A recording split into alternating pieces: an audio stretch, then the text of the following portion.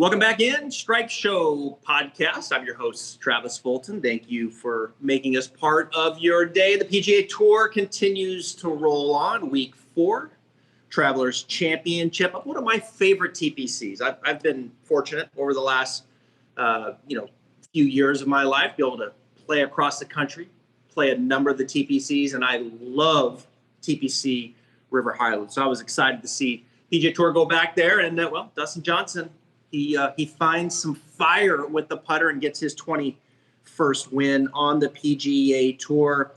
A lot of fun to watch. Of course, the tour now continues on. The 4th event, since coming back over in Detroit, in a little bigger ballpark, the Detroit Golf Club. We're going to get to that as we get into the Stripe Show here. But joining me, my guest this week, I've been working on getting this guy on, Pat Mayo. He is the man on the Pat Mayo Experience. If you know anything about fantasy golf at all, perhaps you probably learned it from Pat Mayo himself. He's joining me now to help break down the Travelers and look ahead to Detroit. Pat, how you doing? Yeah, I'm doing well. Another fun week. The field's been so good so far that once we get to Detroit, it's kind of a letdown. Yeah, it is a little bit of a letdown. Of course, now we got Bryson, right? I mean, Bryson's playing, and Webb. It's good to see Webb coming back after having to withdraw from last week, and Patrick Reed's there. We're going to get to that, but you're probably counting your money right now, right? I know you were big on DJ last week. DJ wins, keeps the consecutive streak going every year now for 13 years. Congratulations. He caught fire with the putter. Yeah, the irons and the putter. That's all it really took. It was shocking to see how bad he was off the tee in the 4th round. So the 1st round and the 4th round, I mean, his 2 worst rounds of the week. I mean, obviously round 1 a little bit worse, but coming off a Heritage where he was second to Brooks in driving for the week, like it's astonishing to see him. And then all of a sudden he gets on 18, breaks out the driver and hits the drive of the day. So it just really bizarre. Like he made that far more interesting than it ever had any right to be. I know it. It was kind of strange. I mean, Brendan Todd hadn't missed a fairway. It felt like the entire week. Steps up to 12 and just makes a complete debacle of it. Takes him 6 shots to get on the green. Ends up making triple and then just changed the whole complexity of the tournament. DJ steps up on the next hole, and he hits one out of bounds, and he hits one in the water on 15, and it was, that's the fascinating thing about DJ, right? You just don't know what's coming next, but he's usually going to beat you with the long ball. He did on the last hole. But what's fascinating with DJ, my background is a little more on the teaching side. And, when players start switching putters, it like drives you nuts. It absolutely drives you nuts, right? And I was talking with this coach, Alan Terrell, a few months ago. I said, it's got to drive you nuts when DJ's switching putters so much. 3 weeks, 3 different putters. This one better stay in the bag when they show up in Ohio. Yeah, I would think so. They seem to work out. I got to ask you about the ruling, the out of bounds on the par 5 for DJ. Yeah. It's kind of a stupid rule, isn't it? Like it was 2 inches out of bounds. Clearly it could have been playable if he wanted to go play it. But had he put it into the water on the right-hand side, that he would have been less penalized for that. It's such a weird rule from time to time.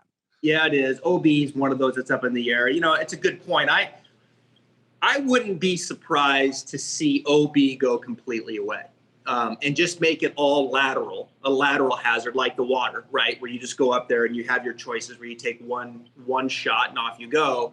Where OB is strength, or it's the stroke and the distance, so you have to re-tee it from the tee. So it is kind of weird when you're looking at it. It's like, well, just get in there and hit it, right? It's like half inch out of bounds. It's not in the dude's yard. So just get in there and hit it. It is kind of weird. Growing up, I never thought about it that way. But now that everything's under the spotlight, I do think that's a rule that will probably just go to 1 stroke, move it over, off you go. But anyway, he hits it out of bounds there. How does the ball not go in the water on 15 is what I want to know. I mean, how does that ball hit on the downslope and then just stay right there? I mean, it was an incredible break. And then he gets up onto the 72nd hole and he hits his biggest drive of the week. So you got to like DJ moving ahead here. I mean, if he's going to putt like this, I mean, who's going to beat him? Yeah, but I mean, you gain 6 strokes putting in a week. That's not really replicable, like week to week. Putting, notoriously unpredictable. DJ goes. I mean, one of the reasons that I was on DJ last week, because ball striking is relatively predictable. I always try to use the thing where in any given round, Ben Ann can lead the field in putting, regardless of who's in that field. You just have a hot round with the putter. There is no world in which Wes Bryan ever outdrives Dustin Johnson. It's just never going to happen. So you try to lean on the predictable metrics, as predictable as possible when it comes down to it, because a hot putter is a hot putter. Like even just looking at this week, like Brennan Steele, notorious bad putter, gained 2 more strokes on the greens than any other player in the field.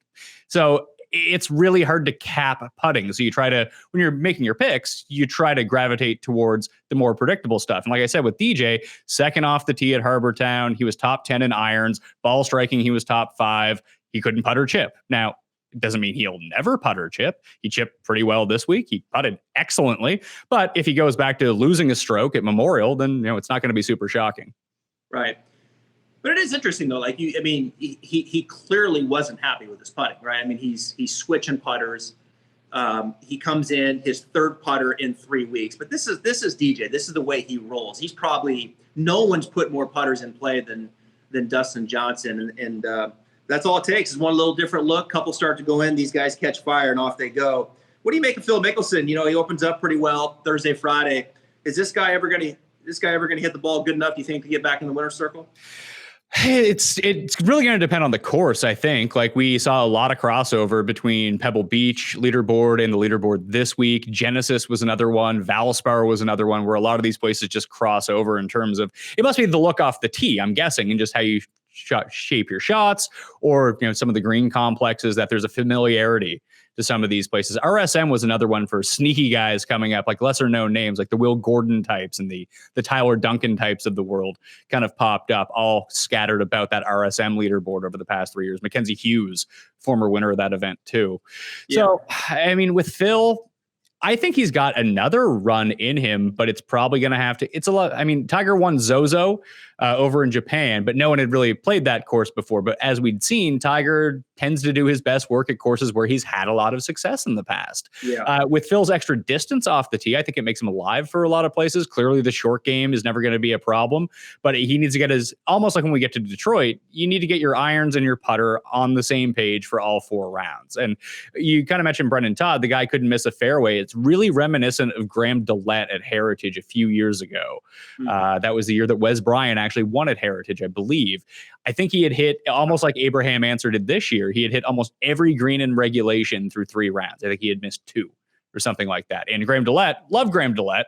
Hopefully he gets better soon. The back gets itself all worked out and he can get back on tour, become a ball striking maestro again. But we all know he has a terrible short game. He went through a case of the yips for a while around the greens. That if someone is hitting that high of a rate of greens in regulation, or like Brendan Todd, he's hitting that high of a rate of fairways, like Brendan Todd is the most accurate player on tour. So it's not shocking to see this happen over 3 rounds or even 2 rounds, hitting every fairway. But he's a 77% guy to hit like 100% of the week. Just, it's not going to continue. And it's like when you see the guys putting and someone's gained 10 strokes putting through 2 rounds, chances are they're not going to gain 20 for the week. It's going to revert back at least to some modicum of normalcy. So these are always the best players to go target again, someone who is just batting outside of their league and putting up numbers that are just not sustainable whatsoever. Could they do it for another round? Sure. It's just like, if Red hits 10 times in a row on the roulette wheel, that doesn't mean it's not going to come up the 11th time, but it's back to 50-50 again. Yeah, it's funny with golf like that. I mean, DJ's on one side of it. He catches fire with the putter. And then Brendan Todd, I mean, the dude looks like a machine out there. He kind of reminded me of Francisco Molinari when he was on his run, a year ago, where the dude just looked like the ball was just coming out of like this gun. I mean, it was just the same thing every single time. And then all of a sudden it just fell apart. And then with Brendan, it was this, he kind of leaked one off to the right into the bunker and the whole thing just fell apart. It was just like, it looked so steady, yet it was so fragile. And the dude doesn't even finish in the top 10. So it's a fragile game in that way. Do you play golf, Pat? I wanted to ask. Do you get out there and swing it at all? Very rarely anymore. I grew up playing, but I do 10 shows a week, so don't have a ton of time. Also, being located in Toronto, you really have to venture outside of the city. I live downtown, so it takes me like 2 hours to get to any course that, isn't a the ones in the city are all very expensive private clubs. I'm Pat Mayo of the internet. I'm not going to be able to afford to play there. So I need to go way outside the city. Just don't have the time. I also have 2 kids under 16 months. So not a lot of free time right now. 2 kids under 16 months. Yeah. Oh, wow. You said you're doing 10 shows a week? Yeah, always 10 shows a week. I mean, we have golf, we have football, we have MMA. We cover the whole gamut of gambling and fantasy. Okay. And now you partnered up with Draftkings. You also are a part of a terrific website, fantasynational.com. I would highly recommend it. We're in the process of getting some things set up with you and your partner Moose. A terrific website. Stay tuned for some details on that. I don't know if you saw, but NBC took over from Fox the rights to the USGA. They'll be doing the US Open this year. I'm curious, when you watch golf on TV, what do you prefer? NBC, CBS, Fox? Who do you like? Who's your go-to? I try to listen to the radio as much as possible. Listen to the radio. The TV coverage is absolutely abysmal. Just especially for what I'm watching golf for. Like my dad, when he sits down, he's not looking at Fantasy National. He doesn't have, thousands of dollars riding on this. He doesn't have a head-to-head with Hank Lebioda and Brandt Snedeker coming down to the stretch. And I really want to see if Hammer and Hank can make that 7-foot putt on 18 to win his daily matchup. He didn't. I got informed by Shot Tracker. Most of the time, I'm like watching it or listening to it, and I'm scrolling through Shot Tracker the entire time to see my guys and what they're up to. But it's still a niche right now. We'll get to the point where we can have cameras on every hole. We'll have a red zone for golf. We'll call it the green zone. I can host. We can get it sponsored by DraftKings, put the live odds up on the board the entire time. It'll be fantastic. We can integrate Fantasy National and just the stats that we have. I mean, how often does someone like Hank Lebioda miss an 8-foot putt on POA? We'll have the stats like that to come and figure it out. If people want to go check out Fantasy National, if you just use /Mayo at the end of Fantasy National, you get yourself 20% off. Check out the weekly. Like you said, it's a complete comprehensive stat base. It has all the tools. I've hit 4 of the past 5 winners, so I credit all that to Fantasy National because I'm usually a gigantic loser when it comes to picking winners, but so far, so good this year. But I actually liked what Fox was doing. I appreciate, CBS has had the same broadcast for 30 years. It's ridiculous. And it really got exposed this year at Riviera when all those guys were near the lead and they could not figure out who to show. They wanted to show Varner for a really long time, and then Varner topped that ball on 10. They didn't even show that until like 2 hours later. They couldn't get him off TV quick enough. Adam Scott, I mean, obviously he was running away with it. They were showing him, but they kept showing Rory, who was fluttering out of it. And then all of a sudden, Joel Damon, who I had money on to win, is in second place. We don't see him at Riviera until Adam Scott almost hits him off the tee on 16.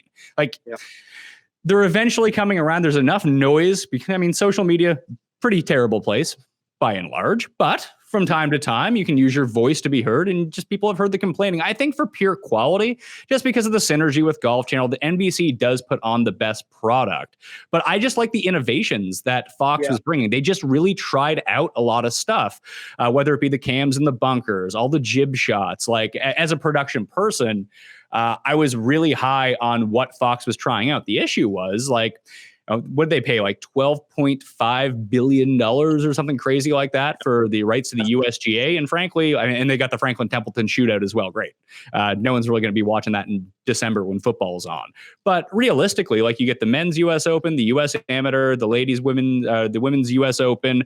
But the women's US Open and the US Am aren't actual draws for a TV product. They're a part of the package. But realistically, you're putting all your eggs in one basket with the US Open in terms of viewers, to sell sponsorship, to recoup some of that money, because the other events just aren't drawing that. Nothing against them, but in terms of overall viewership, we're just not seeing it. So it was a bad investment on their part. They don't have the infrastructure where they only have the 2 events. They have to test out everything at the Franklin Templeton shootout for the US Open. If they had 3 or 4 more events throughout the course of the season, I think Fox really could have been a really good player and a really good influence on the rest of the TV industry and the way that they broadcast golf, but they just didn't have the reps. And you see them once a year, and then anytime anything changes in golf, I mean, the average viewership's 60, that they're just going to be very up in arms about anything new. And that's what Fox was trying out. So I appreciated it, but I don't think that the general viewer did. You get the more classic NBC style broadcast that people are used to for the US Open now, and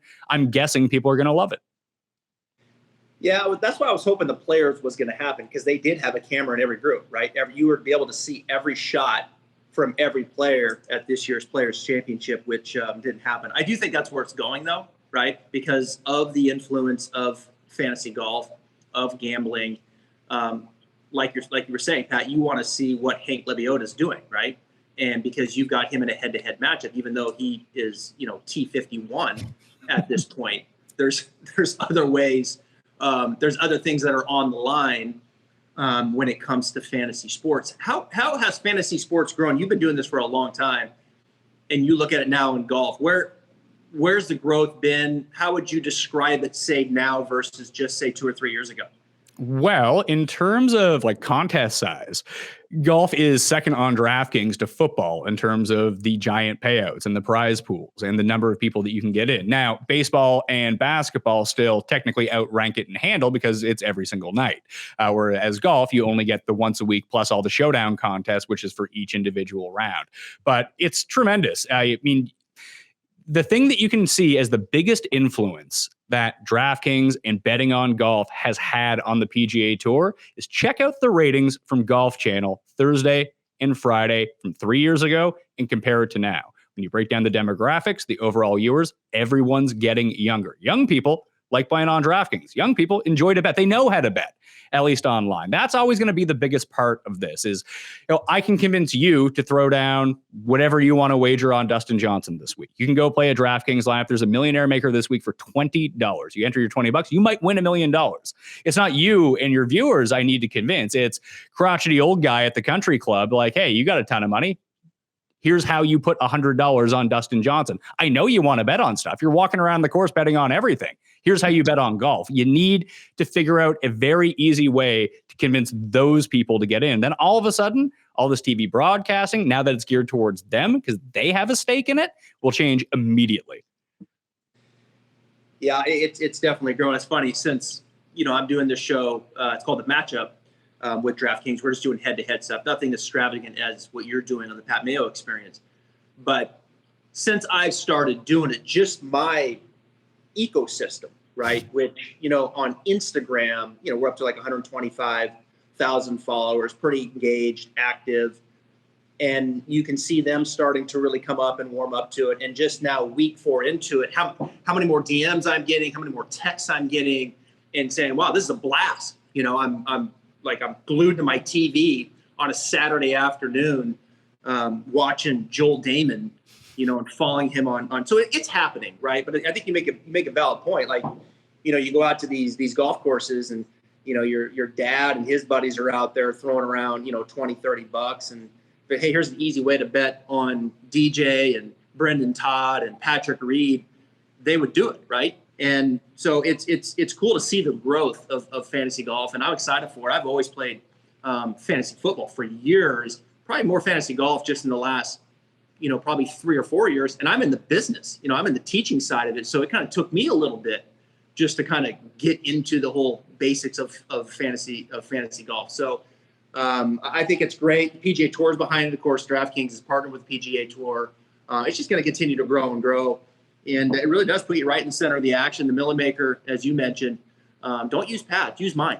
Use my promo code, when you set up a new account. When you set up a new account, you use Travis. That gets you into the free entry, 2.5 million into it. But there's a lot of ways to play, Pat. I mean, it's not just, you just don't have to play in that. There's other games that you can play. And I got into the weekend game, and I was sitting so good on Sunday. And Rory doubled 16, and I had to step outside and take a cigarette break, and I don't even smoke.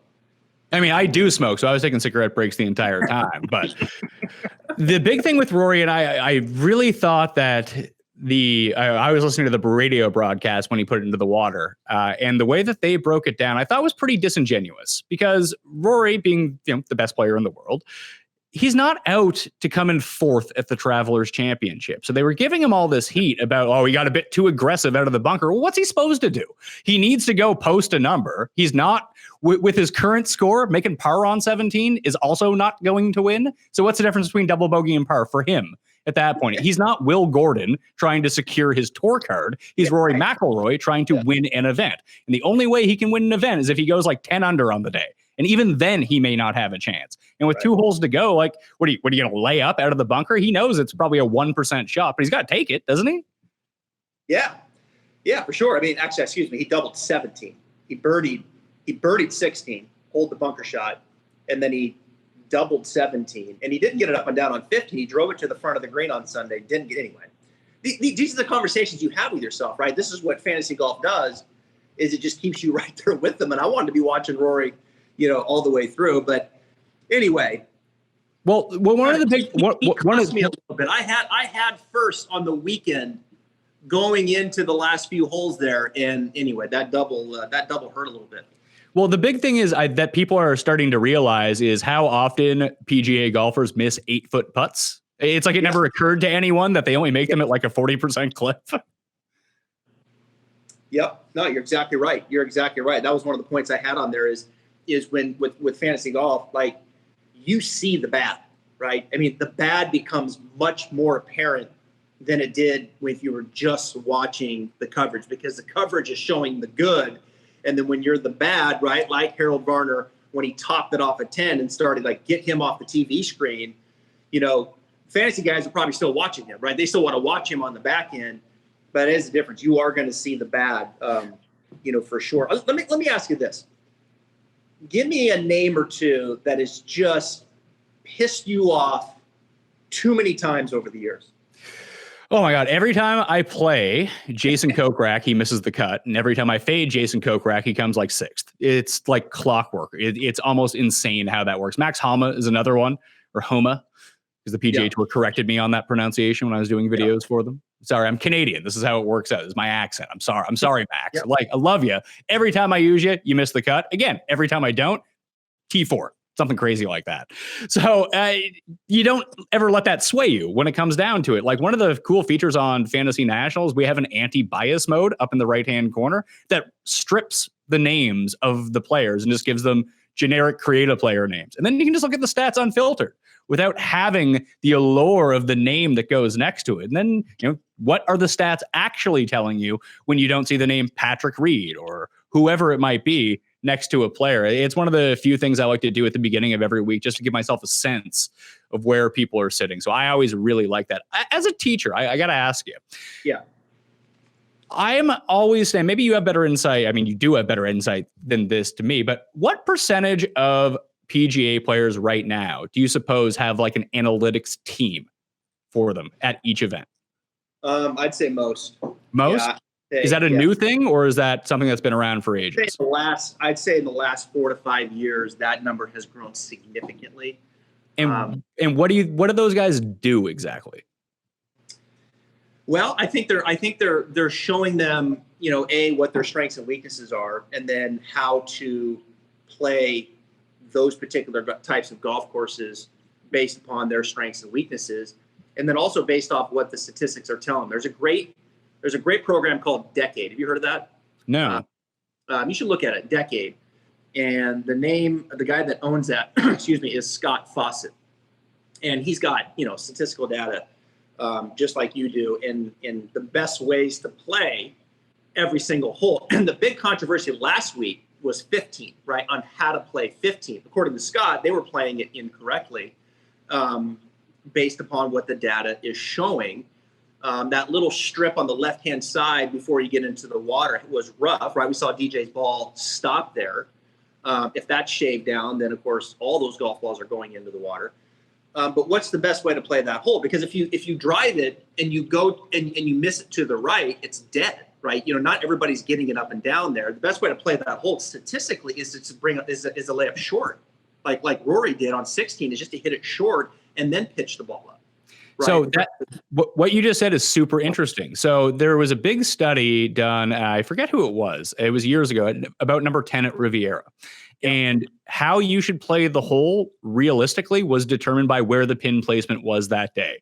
If the tee was at the front, or the pin was at the front of the green, you should try to attack it in 1, because if you fly it, you can still get it up and down from behind. You're not dead because you have so much green to work with. However, if the pin is at the back, there's more green to work with, obviously. But if you miss, you're making bogey and it's really hard to get it to sit on the back of that green. So in that case, you're best to lay up. I see a lot of these players make the wrong mathematical decision. So that's why I always wondered if they actually do have analytics teams, or do they hire like an analytics consulting firm, they get a packet sent to them about the course and just never read it. Well, I would tell you that like Decade, Mark Brody is another one who is the guy that designed strokes gained. So Mark Brody designed strokes gained statistic.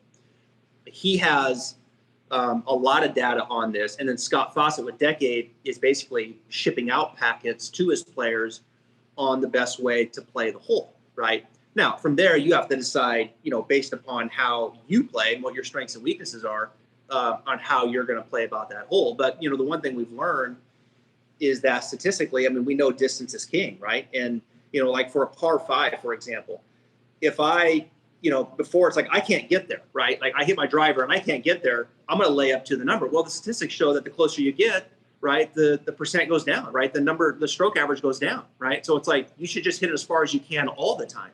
So that's the baseline of the truth, right? We see that with Bryson. We see that playing out in the modern game. Just look at the top 5, the top 10. All these guys are bombers for the most part. Webb's not real short. He still hits at 297.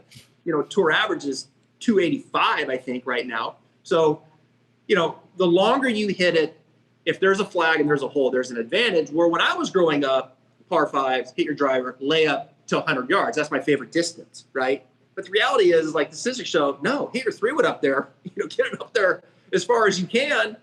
And over a course of time, that plays out. And that's going to give you a better stroke average over a large group of some. So you have to kind of play it out. I know at that moment of time, when to take on more risk, when not to. I found it interesting in 15, no matter where the flag was, Pat, your best play was to come up short.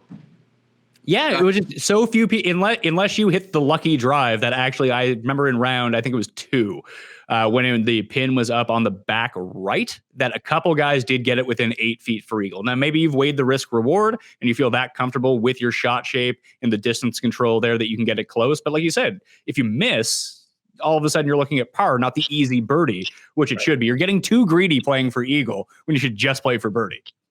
Yeah, that's it. You should look at Decade. It's great. Scott Fawcett's done a terrific job. Scott was a former mini tour player, and he just takes a complete look at it from a statistical standpoint and looking at where these balls are ending up and where people are getting up and down and saying, look, here's the book on how to play these holes.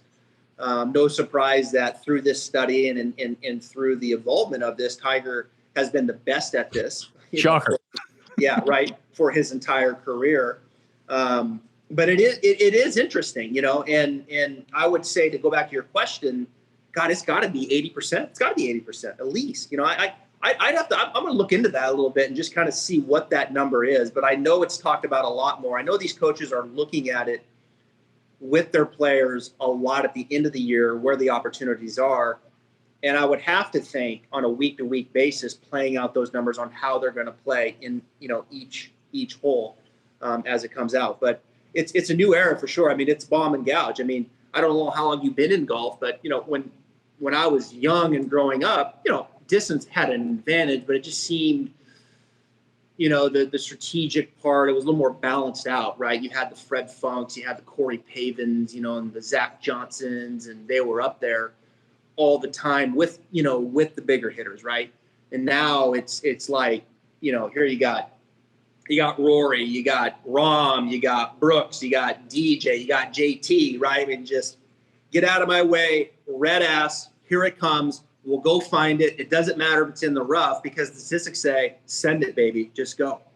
Yeah, well, distance has always had its place. John Daly doesn't win 2 majors out of nowhere. The guy hits the ball farther than anyone, especially at the time. Like Davis Love was still one of the bigger hitters on tour in his time. Phil was. Obviously, then Tiger comes around and just no one can keep up with him.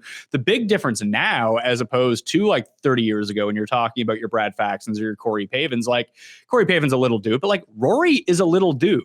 So is Justin Thomas. So is, Jordan Spieth doesn't hit the ball quite as far as those guys, or can hit the ball off the tee at all at this point. But Justin Thomas and Rory would have been like the Corey Pavins and Faxons of their time in terms of distance. But the way that Tiger molded everyone to treat golf like you're training for football. And to get that core strength, to really build yourself up, these guys have added like 50 yards onto their drive. So they're the same types of players, except they all added the distance. They can all neutralize that now. And if you're not going to keep up, like you said, like Webb hits it like 290 and he seems like he bunts it off the tee, that he's basically Zach Johnson. He's not.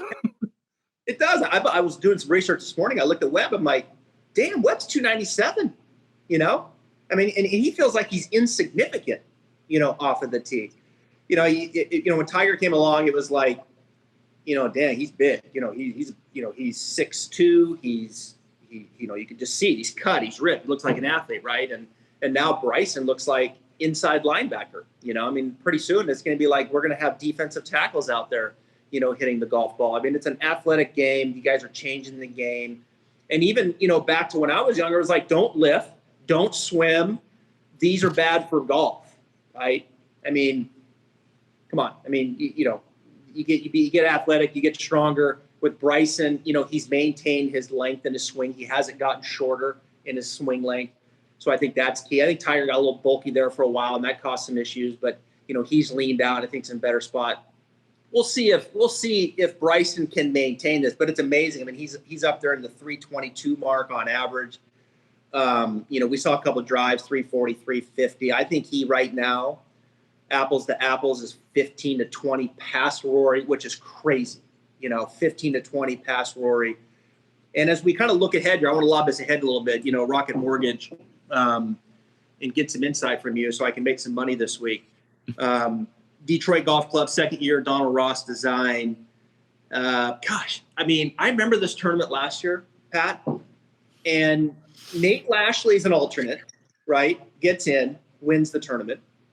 I think like first time in like 4 years. I think with Vaughn Taylor or something. Yeah, Vaughn Taylor at Pebble in 2016 was the last time. There you go, Vaughn Taylor. Yep. Who was swinging on the robot? There's this robot, Pat, and he's in there and he swings on this robot that moves him right into positions. Crazy. And he gets in, or Vaughn Taylor gets in, wins that tournament in Pebble Beach. Nate Lashley now does it last year in Detroit, and Doc Redman Monday qualified and finished second. Yeah, this is a glorified Korn Ferry event. Is essentially what it is. Like sometimes you see those pop up throughout the course of the year, like the American Express at PGA West is kind of the same way. I mean, at this point, John Deere is kind of the same way, where there's a mentality to it. It seems, at least to me, because you're not getting the draw. I mean, we've had major quality fields the last 3 weeks, and this field is stronger than it was last year, but it's significantly worse than it's been each of the past 3 weeks. Like you mentioned, the top guys here this week, it's Webb, Reed, and Bryson. Those are your top three. Then you have Hideki lingering around, Finau. I mean, Ricky, the overrated Ricky Fowler, always fun to see him. He's a Rocket Mortgage guy, so he needs to be there. Sung Jae is popping up as well. So it's like a quality field, just not so strong. But then you get past that midpoint and it just drops off. Like Hatton's here. Like the Euro contingent is pretty good because it seems like they're just good with continuing to play every single week since they can't go anywhere. You might as well go play some golf. Right. But when we see it, like on the Korn Ferry Tour, these guys are used to winning at like minus 27, minus 26. You need to go out and make as many birdies as possible. It's not like playing at PGA National, something like that. And the way, at least last year, that Detroit Golf Club was set up, that it was a birdie fest. Yes, Lashley got to minus 25. Redmond got to minus 19. It was a irons and putting competition. Just going to look at it, each of the top 20 finishers last year finished with positive strokes gained putting. That so rarely happens, but you had to because you needed that many birdies to keep up. It's a par 72. Two of these holes, the eagle rate is over 2.5%. So they're both reachable by anyone in the field. There's another one that's reachable by some of the longer hitters as well, that if you are not basically shooting 65 every single day, you're finished. Yeah. And that's just, for some players, that's not the game that they play. Good players, that's not the game that they play. Like someone like Brennan Grace, for example, like give me the hardest conditions possible, and I want Brennan Grace. If it's going to be minus 30 in play, probably don't want Brennan Grace. Yeah. I like Patrick Reed. Me too. I'm looking at this. This is the time of year Patrick starts playing some good golf. I liked him on the weekend last last week. He goes, he makes the cut on the number, gets it up and down there from a tough spot on 18, goes 69, 64. Strokes gained putting, he's third. He is absolutely a terrific putter on bent grass greens. How often are you looking at that statistic, the type of surface that these guys are putting on? Because when you get into Fantasy National, and I'm going to come back to Patrick Reed, but when you get into Fantasy National, I love to be able to distinguish between the type of grass that they're good on putting on, because you see big fluctuations in the strokes gained in putting. Patrick Reed, terrific on bent grass. Yeah, I mean, he's a good putter as it is overall. I try not to put too much weight into putting. The biggest thing that I like to look at for putting is, do guys have spike weeks? So if you're taking like a crappy putter, are there weeks where all of a sudden that they just randomly gain 4 or 5 strokes putting during that week? JB Holmes is the best example of this. He will lose 6 strokes, 5 strokes, 4 strokes, 5 strokes, 6 strokes, and then one week he'll just gain 11 on the greens. It's like he saved it all up for that one week. And you always see that whenever he pops up at the top of the leaderboard. Like, he just has that in him. If he's just feeling it that week, he's got the stroke going, he's going to make them all.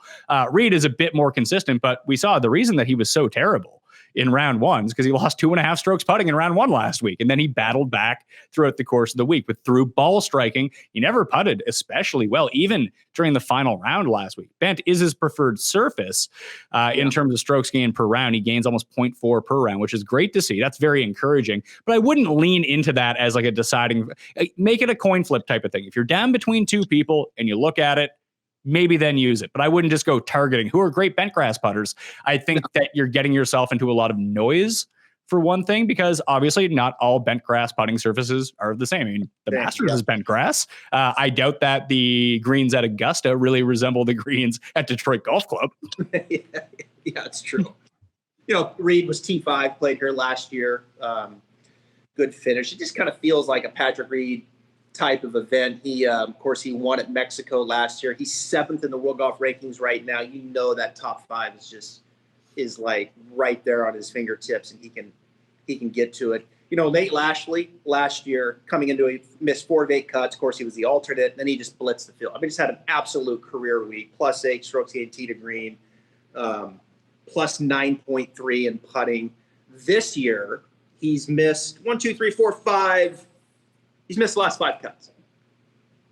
Well, he cashed me a first round leader bet on the Outlaw Tour during the hiatus. on the Outlaw Tour? Yeah, I was big into the Outlaw Tour for about 4 weeks before the PGA came back. Shout out to my guys at the Outlaw Tour. I mean, I'm not giving Lashley any look here. Sometimes guys are at a place, they're settled, and it just kind of works out for them. That's great. He's not getting my money this week. It's really like the betting board sucks this week. Like, it really does. Everyone is, I think Hatton has won these types of tournaments on the Euro Tour before. Like, he won the Alfred Dunhill. He was -23 and -24. He won the Italian Open. He was -21. I think it was it Austria or Czech? I don't quite remember. He won that 6-man playoff like last year. He was -20. So if you get into a birdie fest, Hatton is someone that can really rise. And I think that people don't realize he's a top 20 player in the world. He's won 2 of his past 5 starts overall worldwide. And that was with an injury in between. He won, he got hurt, he went away, then he came back and won again. His irons have been off the charts. And like, when he putts well, he spikes. He led everyone at Heritage. I wouldn't expect him to gain 9 strokes putting again, but he is someone sort of like Brandt Snedeker. Like, Brandt Snedeker is the most inconsistent player of all time. But when things go right for him, it seems like everything goes right for him. And just to kind of go back to Reed for a second, like, his first win in 2003 was at a Donald Ross course in Sedgefield at Wyndham. Like, I would be looking at Wyndham this week. I mentioned PGA West is another place you can look at. You can look at Eastlake for Donald Ross, but that's kind of misleading only because it's 30 guys and it's the best 30 guys. And that is not very reflective of this field this week. Yeah, I like that. The Wyndham, that's another one to look at here. And you look at, just going through some of my notes here, and what do you think of Matsuyama? Where do you think his game's at right now? How would you handicap him coming into this? He's 23rd in the world, missed the cut at RBC, didn't play last week, was showing some form before that, 6th at Mexico, 5th at Genesis. strong showing here last year, T13. He's not putting on Bermuda. There's a guy that if he's putting on Bermuda, I'm out. Yeah, he's like he's the anti-Keith Mitchell, where only play him on Bermuda. Right. Yeah, he's the worst putter on Bermuda, right? I mean, he's just like, forget it. But yeah, he's not bad on Ben. I mean, to me, Matsuyama, I could see me playing him.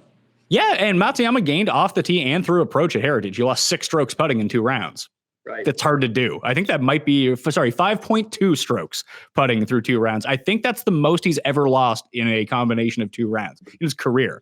The weird thing about Decky and the Bermuda stuff is, he's a really horrible Bermuda putter, but basically all of his wins have come on Bermuda in Phoenix. Something about those greens in particular he's fine with.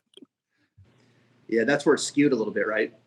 Yeah, so I like him enough. I think he's the best priced in the betting market of any of these guys. He's either 20 or 22 to 1 where you look. Like Bryson's 7 to 1, Webb is 10 to 1, Reed and Hatton are both 14. Like, if you ran this tournament, let's say 10 times, how many times does Bryson win? Does he win 1 of every 7 times? Probably not. Does Hideki win 1 of every 22 times? He probably does. Yeah, it's an interesting way to look at it. Fowler, you were talking about him. He's got a 31st in the world rankings. I mean, Spieth is falling. Here goes Fowler now falling. From my department of instruction, Fowler's taking on some big swing changes right now too. That 3-month hiatus was, I thought was going to be good for him. I thought he looked pretty good. The TaylorMade relief hit the ball nice. I think he made like 8 birdies, 7 or 8 birdies, and what it looks like with Fowler to me, these are big changes he's making. But it looks like to me, he's spending so much time on the change in the full swing. He's lost his putting a little bit. He lost strokes the last 2 weeks. His ball striking, he's losing some strokes as well. But kind of like Spieth, when he went after the distance, I think he neglected his putter. He lost his putter. He's since got it back. I see a little bit of that with Fowler right now. He's spending so much time on these swing changes that he doesn't look the same with the flat stick. Yeah, I mean, that could just be a very poor, rough 4-round estimate too. Like that's the hard thing about putting. Again, trying to predict putting is almost impossible. So he could show up this week, feel good. All of a sudden he's back rolling it like Ricky. It's the off the tee stuff. He's been brutal. He can't hit a driver. And if you're not going to be able to hit driver, this is one place where you can kind of get away with it. I've heard they're growing the rough out a little bit more than last year. So maybe it is a bit more penal to hit the rough or to miss fairways. But, driving distance at this course, average last year, 295 yards. It was almost 13 yards more than the average tour event. Players hit almost 70% of fairways. Greens of regulation was through the roof. So almost anyone can kind of drive it here. Even my guy, Wes Bryan, maybe he can crack even for the week in terms. It's a decent number on Ricky, but I just look at Ricky versus Bryson. And it's weird because Ricky, he's not an old man by any means, but he's been around for so long. Bryson has as many wins as Ricky does in his career. People have this inflated thing with Ricky. It's he came top 5 at all 4 majors in 1 year. That's great. It's a great performance. But when we're talking about winning, he still might even be overvalued at 33 to 1. Yeah. It's tough to disagree with that for sure. When it comes to Ricky, he's in a tough spot right now. Some big changes. He better hope these changes, he comes out on the other end of it, hitting his driver better, certainly than he has been. He needs to get his putter back. He's not out driving, where the trend is going right now, especially with Bryson. I don't know. Interesting time right now with Ricky Fowler. Interesting time right now with Jordan Spieth. 2 wholesome names that. Dude, do people? I have a very bad gauge of this because I come from the Draftkings and gambling community where everyone hates Jordan Spieth. Is that a thing, or is it just our community? Why do you say that? Everybody hates Jordan Spieth because he's not performing at the level that he's valued at? No, because he's what we call a luck sack. You're dead on the backside of a green when you should make triple bogey, and he'll chip it in. There's a 35 par putt to be made. He'll make it, but the guy can't drive or hit irons. He's the weird outlier to everyone. It's funny when you look at the ratings on TV. Tiger is the needle, right? He's first and foremost. Rory's second. Spieth's third. Yeah, and Spieth is the most petulant person on the course who's unwatchable. I know. Yeah, I mean, we've talked about this a number of times here. It's interesting to hear you say it from the gambling standpoint because, I mean, he does chip in all of the time. His skill around and on the green just through the roof. I mean, from a gambling side, through that stretch when he was winning major championships, I mean, he was making putts at a clip that was just, I mean, your head had to explode, right? I mean, just what he was doing with his putter from a strokes gained standpoint. It was infuriating. It was like when Jason Day went on that run and he couldn't miss anything inside 15 feet in the cup. And then guess what? All of a sudden it went away. Yeah. Turns out that Jason Day isn't not only the greatest putter of all time, but the greatest putter by an 8 factor of all time. He went back the other way. Yeah. Yeah. It's, Spieth, he moves the needle. People like Spieth. I think they're getting a little worn out on his behavior on the course. I think he acts, he's whining a lot, right? He's talking to, like, at first it was like, oh, he's talking to his golf ball, he's showing him. Now it's like, all right, man, you're like, don't whine so much, right? And I think it's kind of wearing on people a little bit, but I still think he's very popular in the golfing community. I don't know Spieth that well. We've met. He seems to be a really good guy. I think he means extremely well. But I agree. Like watching him, I would sit next to you and just rather listen to it on the radio than watch him kind of pout after a bad shot or even good shots. Sometimes, it gets old. Watching these guys hit me again this weekend. It's like, the wind's into their face. They're 130, and he hits a shot. He throws it past the pin. Like 5 or 6 paces, it checks, it comes back to 16 feet. And he's standing here and he's like, you can see, like, I thought the wind was, it's like, come on, dude. Like, Yeah, just walk up and hit it. I mean, it was that was a good shot, I mean. All golfers could stand to be a little bit more like Brandt Snedeker is all I'm saying. Yeah, or Webb. You like Webb? Yeah. You like watching his style. I got to plug in my computer. Just give me 1 second here. We can keep going. I just don't want to lose you here on the video feed. Well, I want to get some matchups here. I'm not ready to do this show. And as we look ahead here, so Rocket Mortgage, head-to-head matchup, top 2 guys. We got to pick one. Bryson versus Webb. Which way are you going? It's a double pass. I don't play a ton of head-to-heads by and large. And if I do, it's usually the down the board guys that I really like. I just don't find that there's a whole lot of value in the very top end. Like I would say that based on the way that this course is set up, that Webb more than likely has an advantage over Bryson. I mean, Webb's a better player, at least at the moment. I know everyone's like on Bryson. He's the betting favorite. You're probably getting plus money to bet Webb. And this is his kind of trick. He's another guy who's won Wyndham before. He's won some of these shootouts before. He's an iron player and a putter. When you go look at the top 10 last year and look at strokes gained off the tee, it's a factor, but less so than around the green was. It's just not. Whereas Travelers was a big off the tee type place where if you can get the ball striking going, you can make a lot of birdies. It doesn't really matter here. It's a short course, and Webb plays these really long par 4s. The 4 toughest holes, and at least in terms of par 4s, are these ones that are beyond 450 yards, and Webb is top 3 on tour coming in on holes of that length. So I would lean Webb, but you could probably find value on something better down the board. Yeah. Patrick Reed, Finau. What are your thoughts on Finau? He's won once. How's that guy? You look at him statistically, it's like, come on, dude. Like, long, birdie machine. How does he not win the Waste Management Phoenix Open is beyond me. Because Webb makes the putts. Yeah, he's Big Ricky. That's what we call him on my show. He is basically Ricky Fowler, but the more gigantic version. That we also have a thing called going full Finau, which is he plays, the hardest par 3 on the course, 241 yards.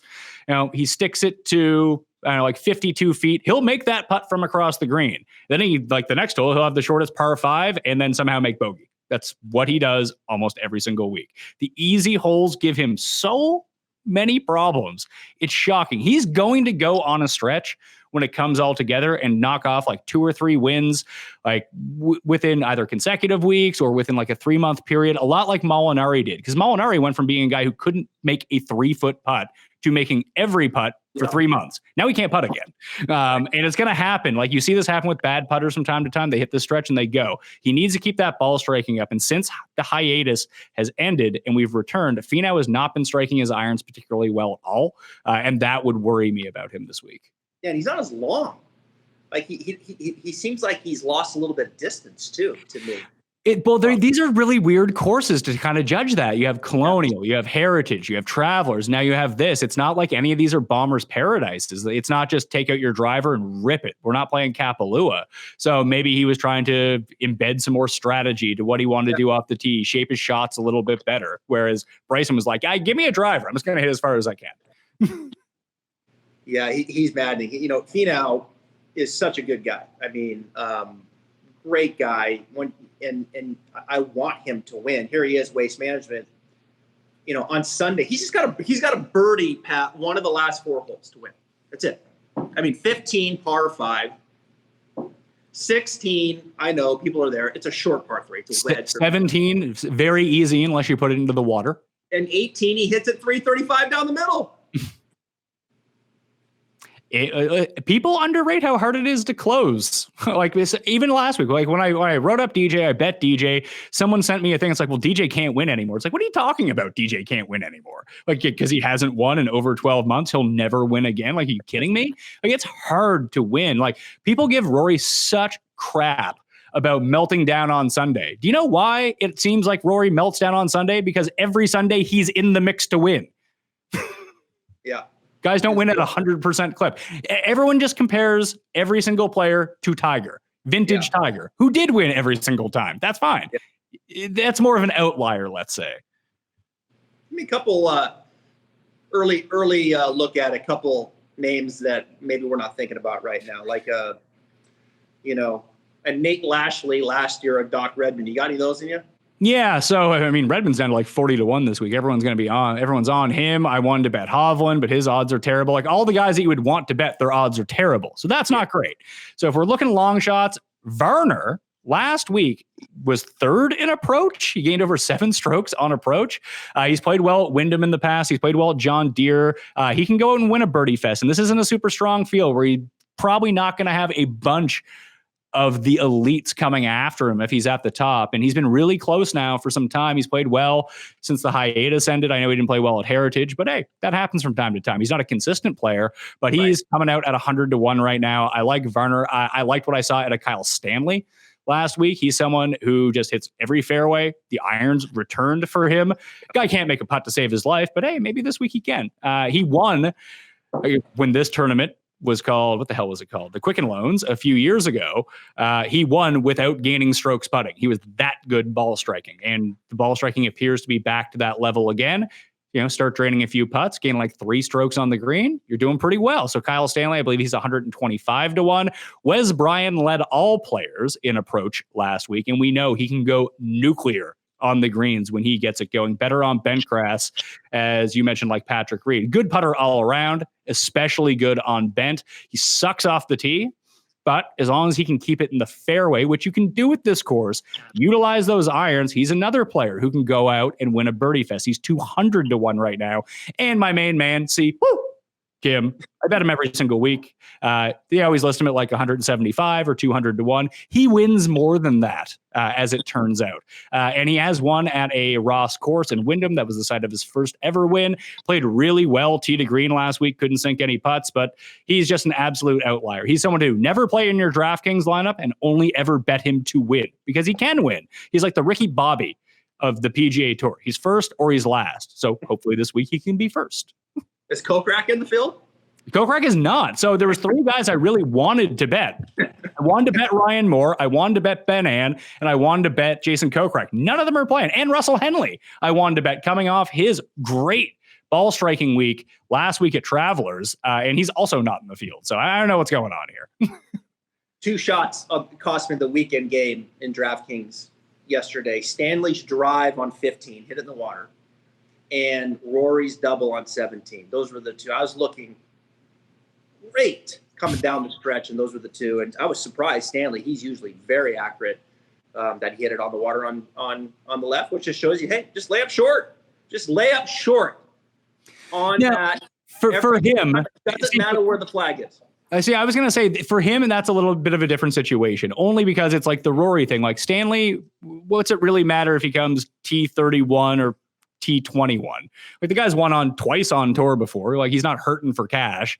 Play to win. And the only way that he could have a chance of winning and coming back is if he sticks it within like 5 feet for eagle. That's his only out. So then you press a little bit off the tee and you end up in the water. But realistically to him, birdie's not good enough. If he wants to come back, he needs to stick it close. So I get that from time to time. There are certain players, like I said, that are going to play for the bigger paychecks on the weekend. Some of the, not necessarily lesser known players, but the people with not as much status, not as much in the bank. I think you see them probably do the layup. They'll play for birdie, but the guys that don't need it, they're going to go out and play to get to -20. Yeah. Straight if he hits it though. I mean, I wasn't surprised that he tried to hit, I'd go back and look if anybody didn't. I mean, I'm sure there was a number of players that were trying to lay up short of that green. They're all capable of getting it. There was only 273 yards. It's a great hole. It really is a terrific hole. And 16 is intimidating. 17 is just a very intimidating tee shot. I mean, it's Pete Dye. I mean, he's gonna make you think a little bit off the tee, and those are good finishing holes. And then of course 18 when you can hit it 330 down the middle and just have 85 into it. There's not many divots up where DJ hit his second shot on the 72nd hole. Pat, this has been great. I'm a huge fan. Been watching your stuff. I learn a lot from you. I love the approach that you take. Go check out the Pat Mayo Experience. Tell my listeners and followers where they can check out your content. So you can check out all of the videos up on the Draftkings YouTube channel, or just Google Pat Mayo Experience. You get the podcast on Apple, Stitcher, Spotify, Google, wherever you can actually find a podcast. I guarantee you the Pat Mayo Experience podcast will be up there. I do work for Golf Digest. I do work for the PGA Tour in terms of written and video content. My written work mainly is up on dkplaybook.com, the DraftKings content site. So you can just follow me on Twitter at the PME or Instagram at the PME, and you'll be able to find everything. I'll probably just overwhelm you with the amount of content that I'm putting out. I would love if everyone consumed it all. Just give the quick click and be on your way if you don't care. Hey, keep up the great work, man. I'm a fan. We'll do this again, and go have a cigarette. All right. Perfect. Thanks, dude. All right, thanks. All right, well, that's a wrap. The Stripe Show podcast. We'll be back later this week and be talking with Dana Dahlquist. He is the coach for Viktor Hovland. Many people don't know that. Been kind of underneath the radar a little bit.